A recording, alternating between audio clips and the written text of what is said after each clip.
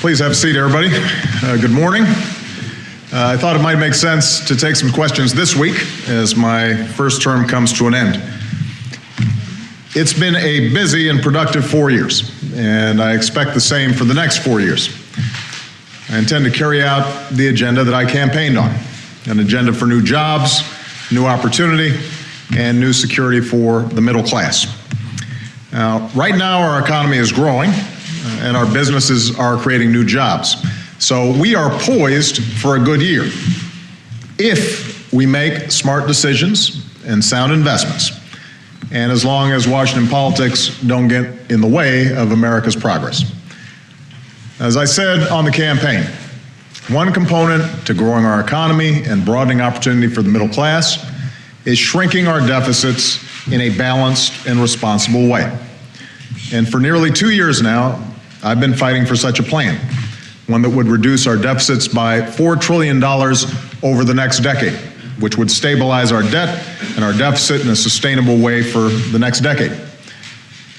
That would be enough not only to stop the growth of our debt relative to the size of our economy, but it would make it manageable, so it doesn't crowd out the investments we need to make in people and education and job training and science and medical research, all the things that help us grow. Now, step by step, we've made progress towards that goal. Over the past 2 years, I've signed into law about $1.4 trillion in spending cuts. 2 weeks ago, I signed into law more than $600 billion in new revenue by making sure the wealthiest Americans begin to pay their fair share. When you add the money that will save in interest payments on the debt, altogether, that adds up to a total of about $2.5 trillion in deficit reduction over the past 2 years, not counting the $400 billion already saved from winding down the wars in Iraq and Afghanistan. So we've made progress. We are moving towards our ultimate goal of getting to a $4 trillion reduction. And there will be more deficit reduction when Congress decides what to do about the $1.2 trillion in automatic spending cuts that have been pushed off until next month. The fact is, though, we can't finish the job of deficit reduction through spending cuts alone. The cuts we've already made to priorities other than Medicare, Medicaid, Social Security, and defense mean that we spend on everything from education to public safety less as a share of our economy than has been true for a generation. And that's not a recipe for growth. So we've got to do more both to stabilize our finances over the medium and long term, but also spur more growth in the short term. Now, I've said I'm open to making modest adjustments to programs like Medicare to protect them for future generations. And I've also said that we need more revenue through tax reform by closing loopholes in our tax code for the wealthiest Americans. If we combine a balanced package of savings from spending on health care and revenues from closing loopholes, we can solve the deficit issue without sacrificing our investments in things like education that are going to help us grow. Turns out the American people agree with me. They listened to an entire year's debate over this issue, and they made a clear decision about the approach they prefer. They don't think it's fair, for example, to ask a senior to pay more for his or her health care, or a scientist to shut down life-saving research so that a multimillionaire investor can pay less in tax rates than a secretary. They don't think it's smart to protect endless corporate loopholes and tax breaks for the wealthiest Americans rather than rebuild our roads and our schools, invest in our workers' skills, or help manufacturers bring jobs back to America. So they want us to get our books in order in a balanced way, where everybody pulls their weight, everyone does their part. That's what I want as well. That's what I've proposed. And we can get it done, but we're going to have to make sure that people are looking at this in a responsible way rather than just through the lens of politics. Now, the other congressionally imposed deadline coming up is the so-called debt ceiling, something most Americans hadn't even heard of before 2 years ago.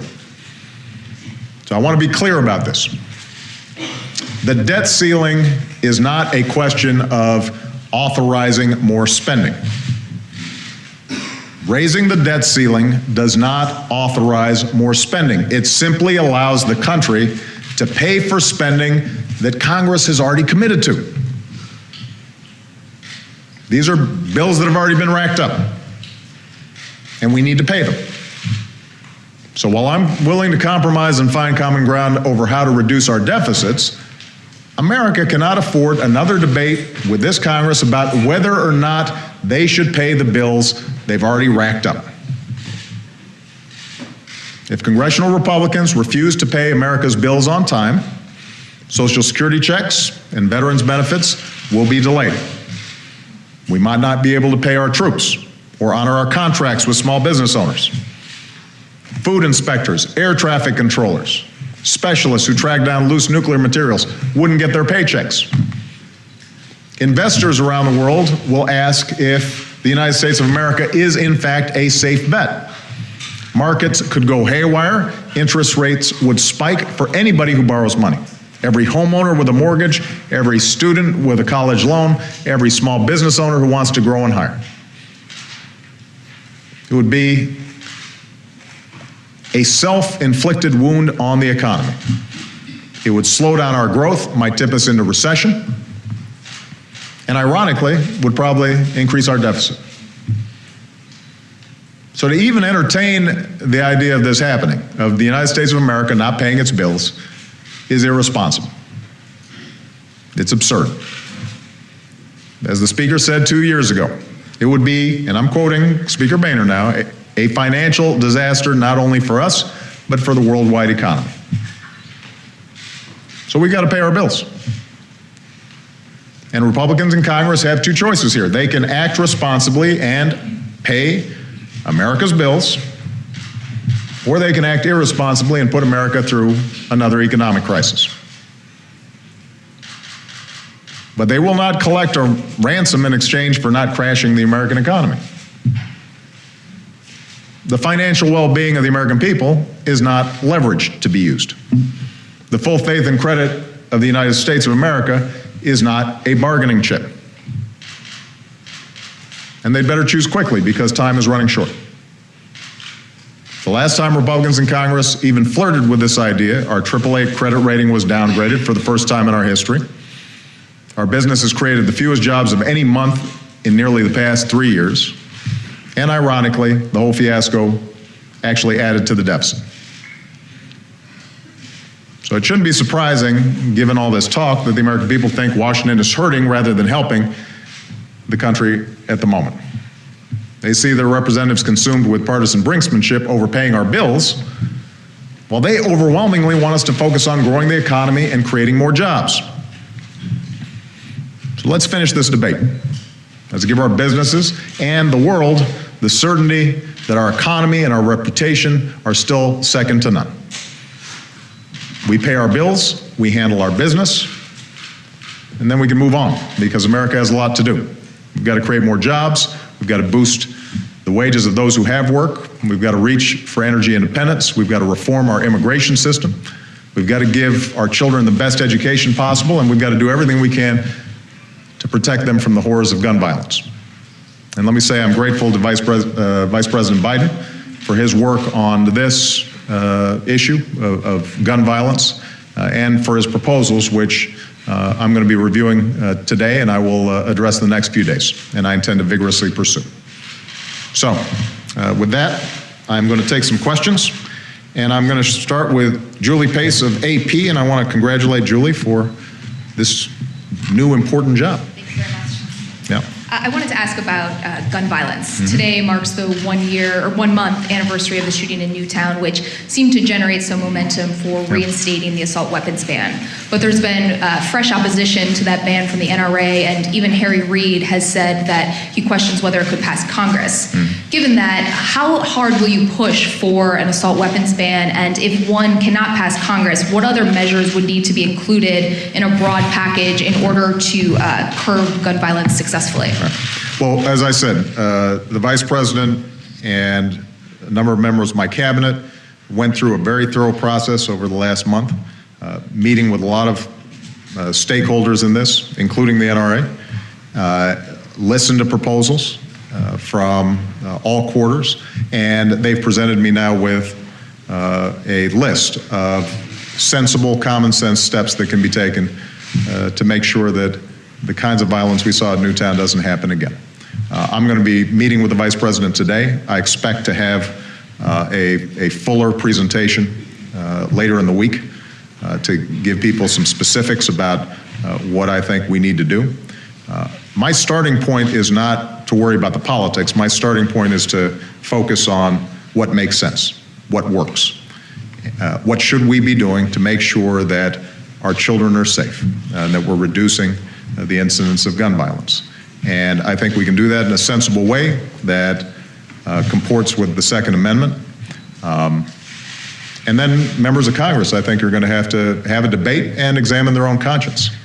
Because, if in fact, and I believe this is true, everybody across party lines was as deeply moved and saddened as I was by what happened in Newtown, then we're going to have to vote based on what we think is best. We're going to have to come up with answers that set politics aside, and that's what I expect Congress to do. But what you can count on is that the things that I've said in the past, the belief that we have to have stronger background checks, that we can do a much better job in terms of keeping these magazine clips with high capacity out of the hands of folks who shouldn't have them, an assault weapons ban that is meaningful, that those are things I continue to believe make sense. Okay, will all of them get through this Congress? I don't know. But what's uppermost in my mind is making sure that I'm honest with the American people and with members of Congress about what I think will work, what I think is something that will make a difference. And to repeat what I've said earlier, if there is a step we can take that will save even one child from what happened in Newtown, we should take that step. I'll present the details later in the week. Chuck Todd, NBC. Thank you, sir. As you know, Senate Democrats, Harry Reid sent you a letter begging you, essentially, to consider some sort of executive action on this debt ceiling issue. I know you've said you're not negotiating on it.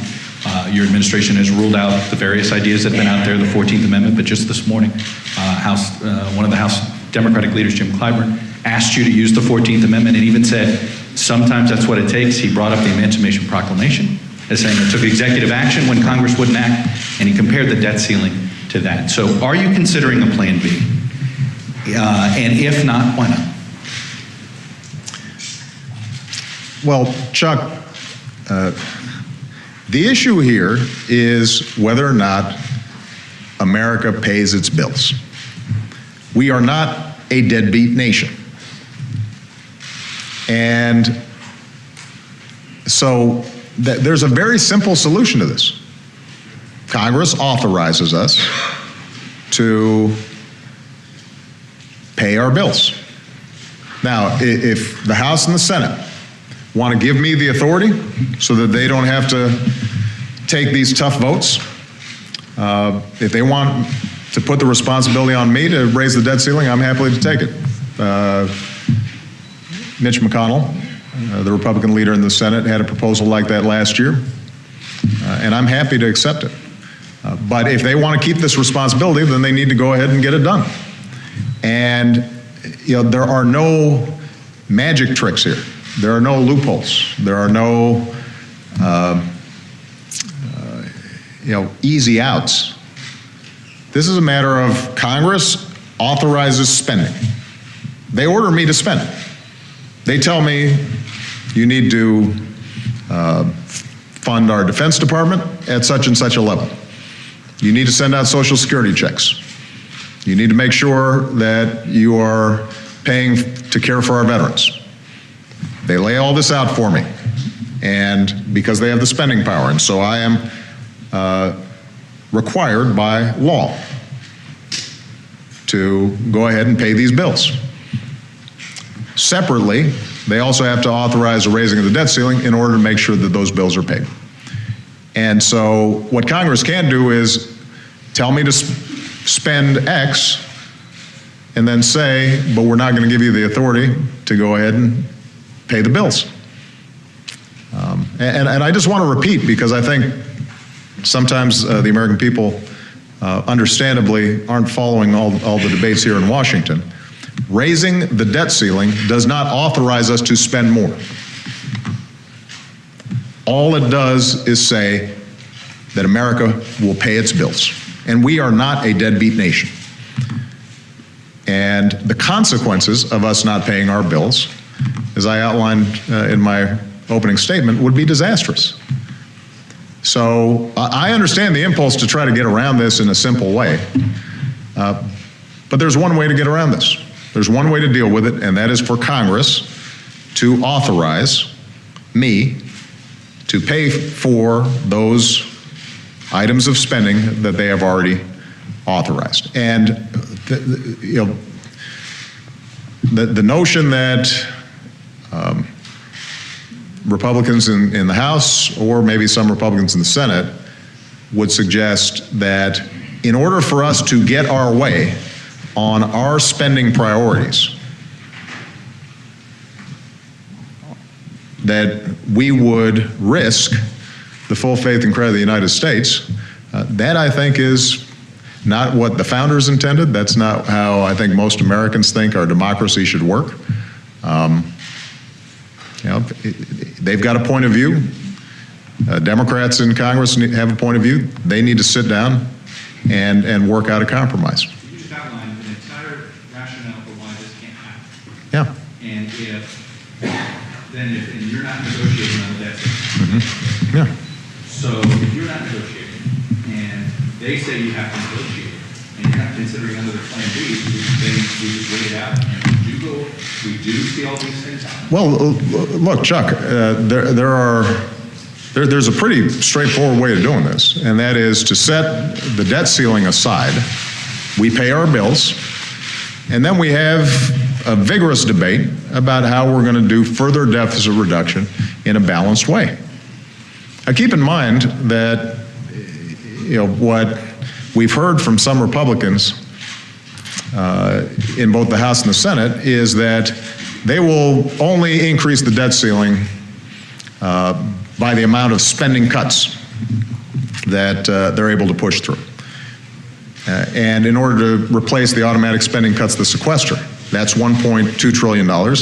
Say it takes another trillion or $1.2 trillion to get us through one more year.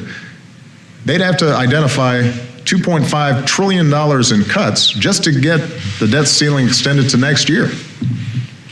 $2.5 trillion. They can't even, Congress has not been able to identify $1.2 trillion in cuts that they're happy with. Because these same Republicans say they don't want to cut defense.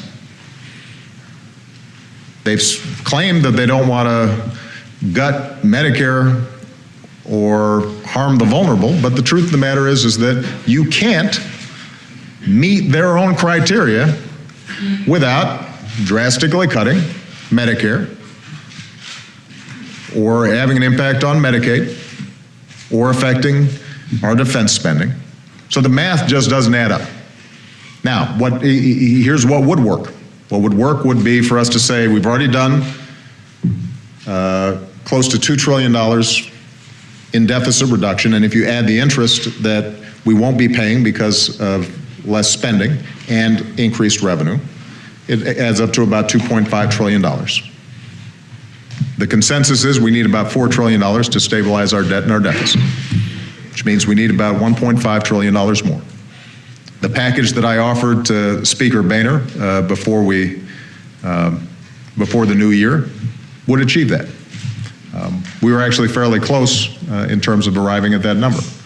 So if the goal is to make sure that we are being responsible about our debt and our deficit, if that's the conversation we're having, I'm happy to have that conversation. And by closing some additional loopholes through tax reform, which Speaker Boehner has acknowledged can raise money in a sensible way, and by doing some additional cuts, including making sure that we are reducing our healthcare spending, which is the main driver of our deficits, we can arrive at a package that gets this thing done. I'm happy to have that conversation. What I will not do is to have that negotiation with a gun at the head of the American people. The threat that unless we get our way, unless you got Medicare or Medicaid, or otherwise slash things that the American people don't believe should be slashed, that we're going to threaten to wreck the entire economy. That is not how historically this has been done. That's not how we're going to do it this time. No, you're not searching for any other ideas? What I'm, Chuck, what I'm saying to you is that there is no simpler solution, no ready, credible solution, other than Congress either give me the authority to raise the debt ceiling or exercise the responsibility that they have kept for themselves and raise the debt ceiling, because this is about paying your bills. Everybody here understands this. I mean, this is not a complicated concept. You don't go out to dinner and then eat all you want and then leave without paying the check. And if you do, you're breaking the law. And Congress should think about it the same way that the American people do. You don't. Now, if Congress wants to have a debate about maybe we shouldn't go out to dinner next time, maybe we should go to a more modest restaurant, that's fine. That's a debate that we should have. But you don't say, in order for me to control my appetites, I'm going to not pay the people who already provided me services. People who already lent me the money. That's not showing any discipline. All that's doing is not meeting your obligations. You can't do that. And that's not a credible way to run this government. We've got to stop lurching from crisis to crisis to crisis when there's this clear path ahead of us that simply requires some discipline, some responsibility, and some compromise. That's where we need to go. That's how this needs to work. Major Garrett. Thank you, Mr. President. As you well know, sir, finding votes for the debt ceiling can sometimes be complicated. You yourself, as a member of the Senate, voted against a debt ceiling increase. And in previous aspects of American history, President Reagan in 1985, President George Herbert Walker Bush in 1990, President Clinton in 1997, all signed deficit reduction deals that were contingent upon or in the context of raising the debt ceiling. You yourself 4 times have done that. 3 times, those were related to deficit reduction or budget maneuvers.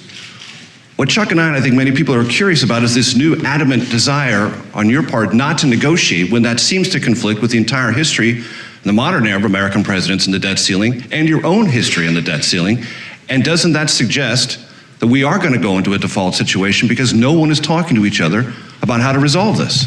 Well, no, Major. I think if you look at the history, getting votes for the debt ceiling is always difficult. And budgets in this town are always difficult. I went through this just last year. But what's different is we never saw a situation, as we saw last year, in which certain groups in Congress took such an absolutist position that we came within a few days of defaulting.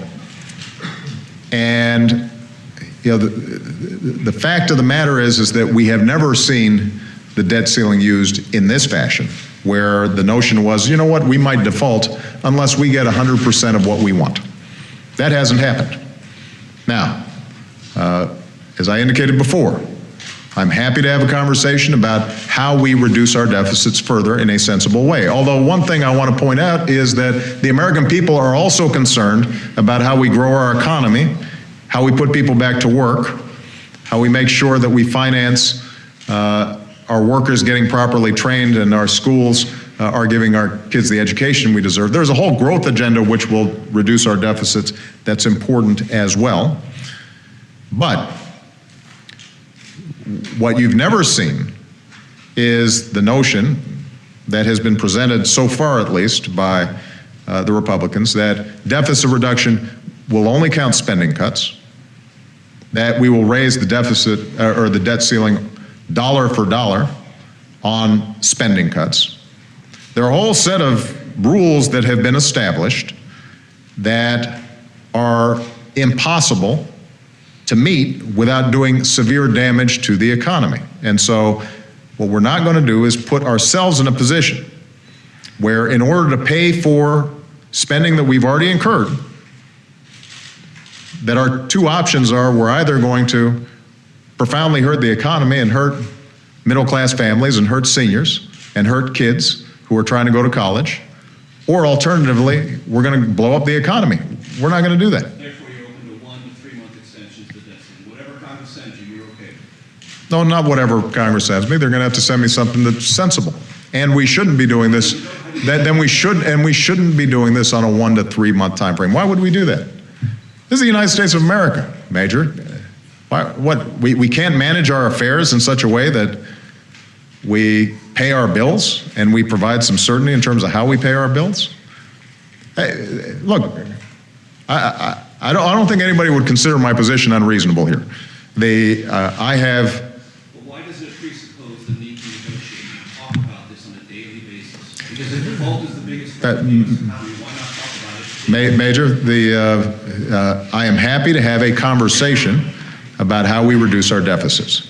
I'm not going to have a monthly or every 3 months conversation about whether or not we pay our bills, because that in and of itself does severe damage. Even the threat of default hurts our economy. It's hurting our economy as we speak. We shouldn't be having that debate. If we want to have a conversation about how to reduce our deficit, let's have that. We've been having that for the last 2 years. We just had an entire campaign about it. And by the way, the American people agreed with me that we should reduce our deficits in a balanced way that also takes into account the need for us to grow this economy and put people back to work. And despite that conversation, and despite the election results, the position that's been taken on the part of some House Republicans is that, no, we got to do it our way. And if we don't, we simply won't pay America's bills. Well, you know, that can't be a position that is sustainable over time. It's not one that's good for the economy now. It's certainly not going to be the kind of precedent that I want to establish, not just for my presidency, but for future presidents.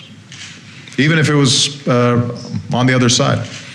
You know, Democrats don't like voting for the debt ceiling when a Republican's president, and yet you never saw a situation in which Democrats suggested somehow that we would go ahead and default if we didn't get 100% of our way. That's just not how it's supposed to work.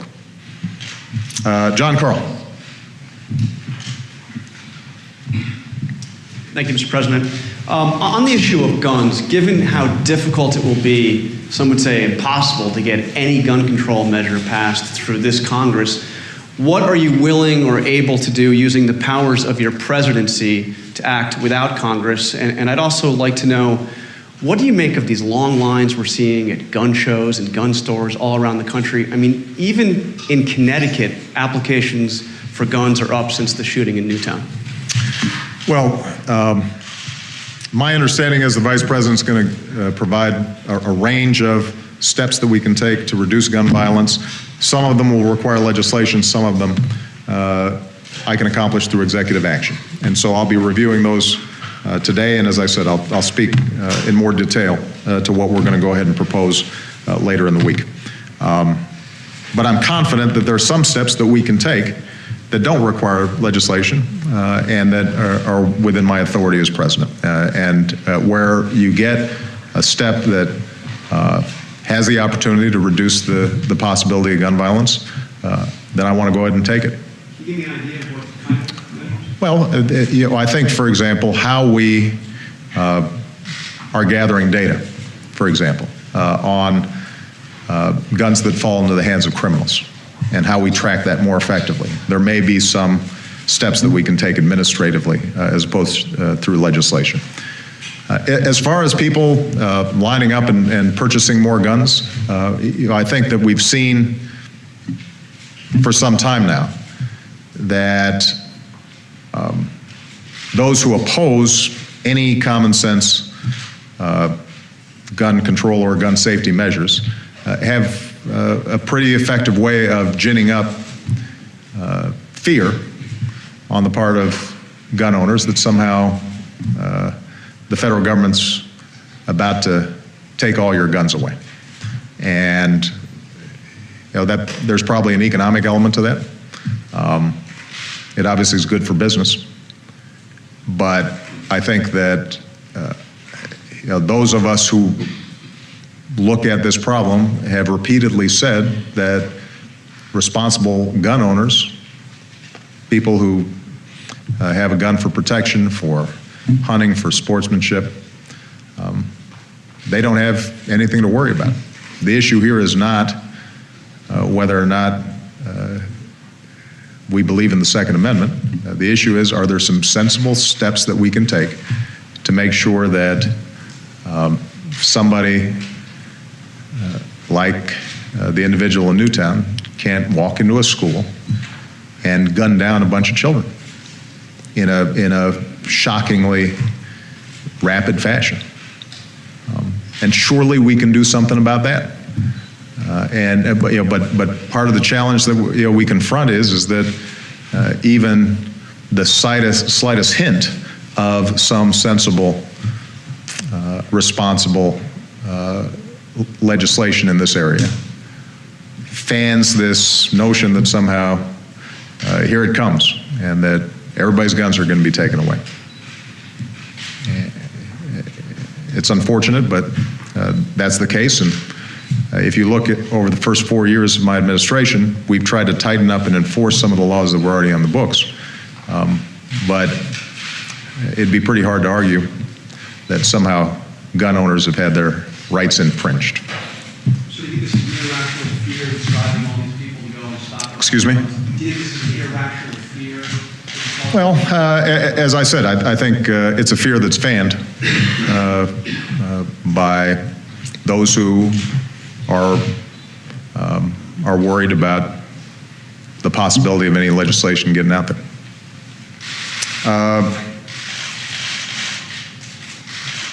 Juliana Goldman. Thank you, Mr. President. I just want to come back to the debt ceiling, because in the summer of 2011, you said that you wouldn't negotiate on the debt ceiling, and you did. Last year, you said that you wouldn't extend any of the Bush tax cuts for the wealthy, and you did. So as you say now that you're not going to negotiate on the debt ceiling this year, why should House Republicans take that seriously and think that if we get to the 1 minute to midnight scenario, that you're not going to back down? Well, first of all, Juliana, let's take the example of this year in the fiscal cliff.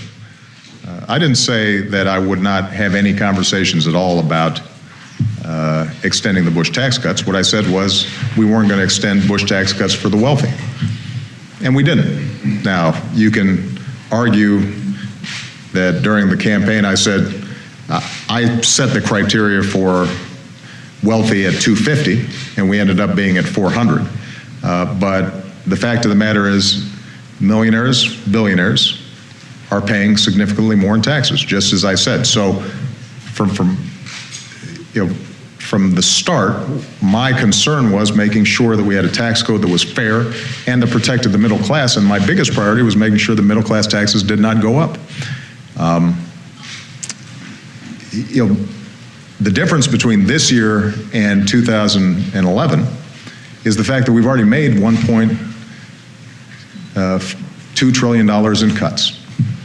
And at the time, I indicated that there were cuts that we could sensibly make that would not damage our economy, would not impede growth. I said at the time, I think we should pair it up with revenue in order to have an overall balanced package. But my own budget reflected cuts in discretionary spending. My own budget reflected the cuts that needed to be made. And we've made those cuts. Now, the challenge going forward is that we've now made some big cuts. And if we're going to do further deficit reduction, the only way to do it is in a balanced and responsible way. The alternative is for us to go ahead and cut commitments that we've made on things like Medicare or Social Security or Medicaid, and for us to fundamentally change commitments that we've made to make sure that seniors don't go into poverty, or that children who are disabled are properly cared for. For us to change that contract we've made with the American people, rather than look at options like closing loopholes for corporations that they don't need, that points to a long-term trend in which we have fundamentally, I think, undermined what people expect out of this government, which is that parties sit down, they negotiate, they compromise, but they also reflect the will of the American people, that you don't have one narrow faction that is able to simply dictate 100% of what they want all the time, or otherwise threaten that we destroy the American economy. Another way of putting it is, we got to break the habit of negotiating through crisis over and over again. And now is as good of a time as any at the start of my second term, because if we continue down this path, then there's really no stopping the principle. I mean, literally, even in divided government, even where we've got a Democratic president and a Democratic Senate, then a small group in the House of Representatives could simply say, every 2 months, every 3 months, every 6 months, every year, we are going to more and more change the economy in ways that we prefer, despite strong objections of Americans all across the country, or otherwise we're going to have America not pay its bills. And that is no way for us to do business. And by the way, I would make the same argument if it was a Republican president and a Republican Senate, and you had a handful of Democrats who were suggesting that we are going to hijack the process and make sure that either we get our way 100% of the time, or otherwise we are going to default on America's obligations.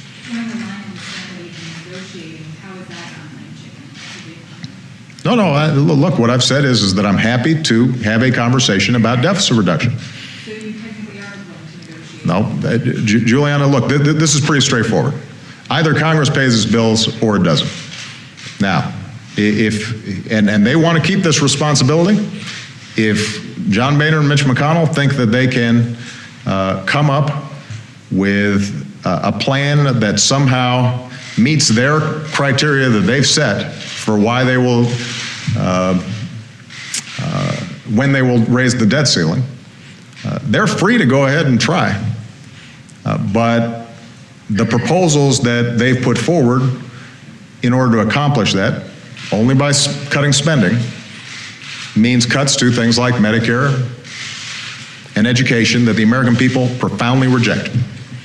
Now, if they think that they can get that through Congress, then they're free to try. But I think that a better way of doing this is to go ahead and say, we're going to pay our bills. The question now is, how do we actually get our deficit in a manageable, sustainable way? And that's a conversation I'm happy to have. All right. Matt Spitalnik. Thank you, sir. You've spoken extensively about the debt ceiling debate, but some Republicans have further said that they're willing to allow a government shutdown to take place rather than put off deep spending cuts. Are you prepared to allow the government to grind to a halt if you disagree with the spending cut proposals that they put forth? And who do you think the American people would blame if that came to pass? Well, ultimately, Congress makes the decisions about whether or not we spend money and whether or not we keep this government open. And if the Republicans in Congress have made a decision that they want to shut down the government in order to get their way, then they have the votes, at least in the House of Representatives, probably to do that. I think that would be a mistake. I think it'd be profoundly damaging to our economy. I think it would actually add to our deficit because it will impede growth. I think it's short-sighted. But they're elected representatives, and folks put them into those positions, and they're going to have to make a decision about that. And I suspect that the American people would blame all of Washington for not being able to get its act together. But the larger issue here has to do with what is it that we're trying to accomplish? Are we trying to reduce the deficit? Because if we're trying to reduce the deficit, then we can shape a bipartisan plan to reduce the deficit. I mean, is that really our objective? Our concern is that we're spending more than we take in, and if that's the case, then there's a way of balancing that out so that we take in more money, increasing revenue, and we reduce spending. And there's a recipe for getting that done. And in the conversation that I had with Speaker Boehner before the end of the year, we came pretty close. I mean, a few $100 billion separating us when stretched out over a 10-year period, that's not a lot. But it seems as if what's motivating and propelling at this point some of the House Republicans is more than simply deficit reduction. They have a particular vision about what government should and should not do. So they are suspicious about government's commitments, for example, to make sure that seniors have decent health care as they get older. They have suspicions about Social Security. They have suspicions about whether government should make sure that kids in poverty are getting enough to eat, or whether we should be spending money on medical research. So they've got a particular view of what government should do and should be. And, you know, that view was rejected by the American people when it was debated during the presidential campaign. I think every poll that's out there indicates that the American people actually think our commitment to Medicare or to education is really important. And that's something that we should look at as a last resort in terms of reducing the deficit. And it makes a lot more sense for us to close, for example, corporate loopholes before we go to putting a bigger burden on students or seniors. But if the House Republicans disagree with that and they want to shut down the government to see if they can get their way on it, that's their prerogative. That's how the system's set up. It will damage our economy. Yeah, the government is a big part of this economy. And it's interesting that a lot of times you have people who recognize that when it comes to defense spending. You know, some of the same folks who say we got to cut spending or complain that government jobs don't do anything, when it comes to that defense contractor in their district, they think, wow, this is a pretty important part of the economy in my district. And we shouldn't stop spending on that. Let's just make sure we're not spending on those other folks. There was a chance that you failed to come to an agreement with the Republicans on this, and the country coming to the government shutdown. Well, look, my hope is that common sense prevails. That's always my preference, and I think that would be the preference of the American people, and that's what would be good for the economy. So let me just repeat. If the issue is deficit reduction, getting our deficits sustainable over time, getting our debt in a sustainable place, then Democrats and Republicans in Congress will have a partner with me. We can achieve that, and we can achieve it fairly quickly. I mean, we know what the numbers are, we know what needs to be done, we know what a balanced approach would take. We've already done probably more than half of the deficit reduction we need to stabilize the debt and the deficit. There's probably been more pain and drama in getting there than we needed. And so finishing the job shouldn't be that difficult if everybody comes to the conversation with an open mind, and if we recognize that there's some things, like not paying our bills, that should be out of bounds. All right, I'm going to take one last question. Jackie Combs. Yep. I'd like to ask you, now that you've reached the end of your first term, starting your second, about a couple of criticisms, one that's longstanding, another more recent. The longstanding one seems to have become a truism of sorts, that you and your staff are too insular, that you don't socialize enough. And the second, the more recent criticism, is that your team taking shape isn't as diverse as it could be or even was, in terms of getting additional voices, gender, race, ethnic diversity. So I'd like you to address both of those. Sure. Let me take the second one first. I'm very proud that in the first 4 years, we had as diverse, if not more diverse, a White House and a cabinet than any in history. And I intend to continue that, because it turns out that when you look for the very best people, given the incredible diversity of this country, you're going to end up with a diverse staff and a diverse team, and that very diversity helps to create more effective policymaking and better decision-making for me, because it brings different perspectives to the table. So if you think about my first 4 years, the person who probably had the most influence on my foreign policy was a woman. The people who were in charge of moving forward my most important domestic initiative, healthcare, were women. The person in charge of our Homeland Security was a woman. My 2 appointments to the Supreme Court were women, and 50% of my White House staff were women. So I think people should expect that that record will be built upon during the next 4 years. Now, what I've made 4 appointments so far, and one woman, admittedly a high-profile one, is leaving the administration, has already left the administration, and I have made a replacement. But I would just suggest that everybody kind of wait until they've seen all my appointments, who's in the White House staff and who's in my cabinet, before they rush to judgment.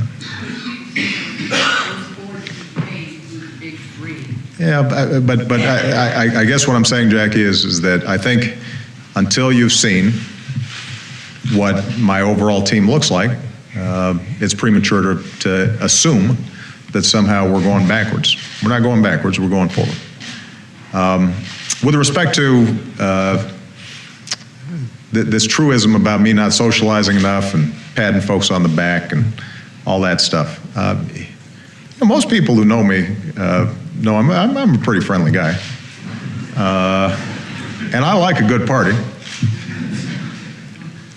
And, the truth is that, when I was in the Senate, I had great relationships over there, and up until the point that I became president, this was not an accusation that you heard very frequently.